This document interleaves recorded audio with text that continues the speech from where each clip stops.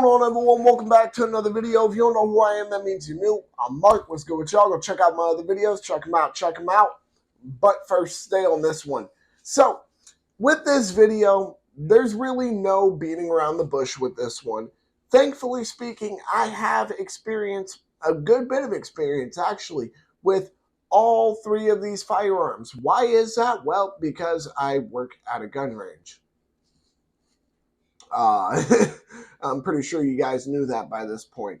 I have seen the majority of firearms that people own, and I've gotten to shoot the majority of them. And I have a good bit of experience with some of these, like beyond just the average shooter bringing them in. Some of these I have done reviews on, some of these I plan on doing reviews on.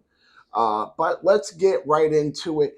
The three most popular pocket pistols on the market. Let's get right into it. So we're going to start with the least popular and move up to the most popular. So the least popular is the Smith & Wesson Bodyguard chambered in .380 ACP. Now, some of you guys might be wondering, why did I specify the Smith & Wesson Bodyguard chambered in .380 ACP? Well, because they do have a Bodyguard that is chambered in .38 Special. It is a revolver. What I am referring to is the semi-auto.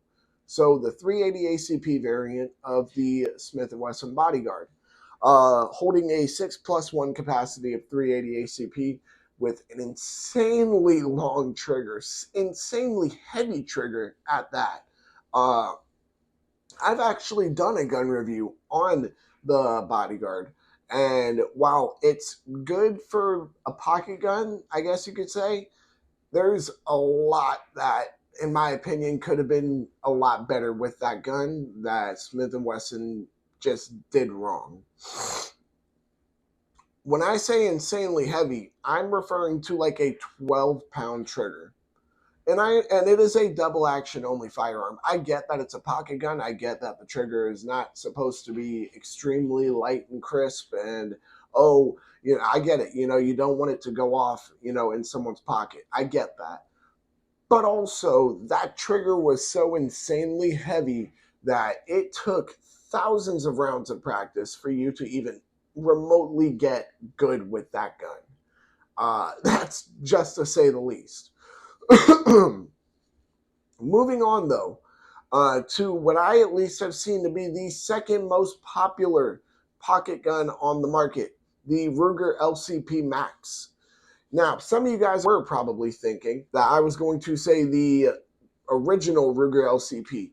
Unfortunately, no. While I do have a personal bias to the original Ruger LCP over the LCP Max for my own reasons, the LCP Max is definitely a more popular pocket pistol than the original LCP. Holding either a 10 or 12+1 capacity of .380 ACP, it's not the worst option out there. Obviously, it's the second most popular. It's not the worst option on the market for a pocket pistol.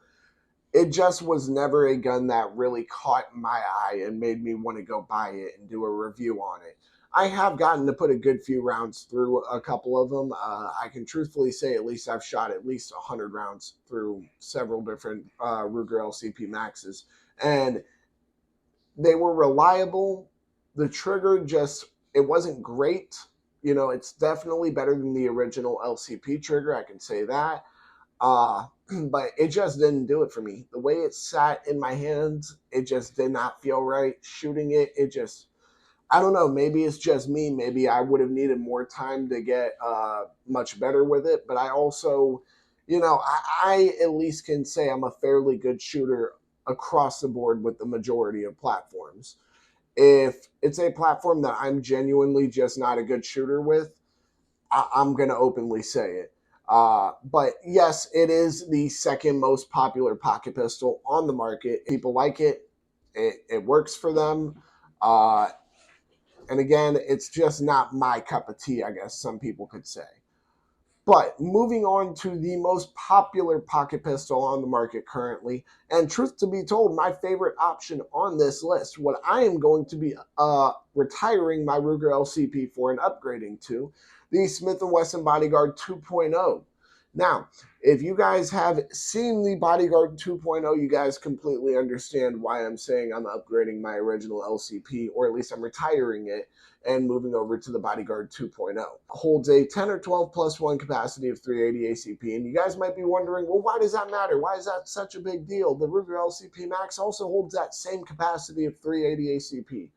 Yes, except the sights on the Bodyguard 2.0 are much better. The trigger on the Bodyguard 2.0 is much better.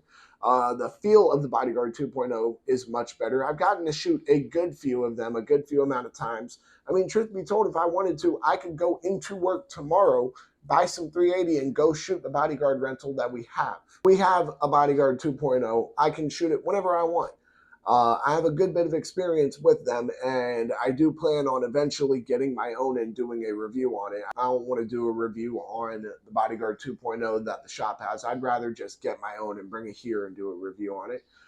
Besides the point, though, it overall is just a much better shooting pocket pistol, and it is extremely popular. Since its release, I have seen more people come in with the Smith & Wesson Bodyguard 2.0 than any other pocket pistol on the market. There's no doubt about it, especially for the price point that it's at, too. It's like $400. You might be able to find it for less. You might be able to find it for a little bit more, but around 400-ish, that's not a bad price for it. And again, it just happens to be the best shooting out of all of them, while also being the most popular on the market currently. But with that being said, I do think that about wraps it up for this video. Yes, I'm aware I added my bias in on this list just a little bit. However, I am at least fair enough to say, yeah, these guns are the most popular. I'm just going to add my bias in on how I feel about them as well. But with that being said, y'all make sure to like, comment, subscribe, share, hit that bell. When you hit that bell, hit all in.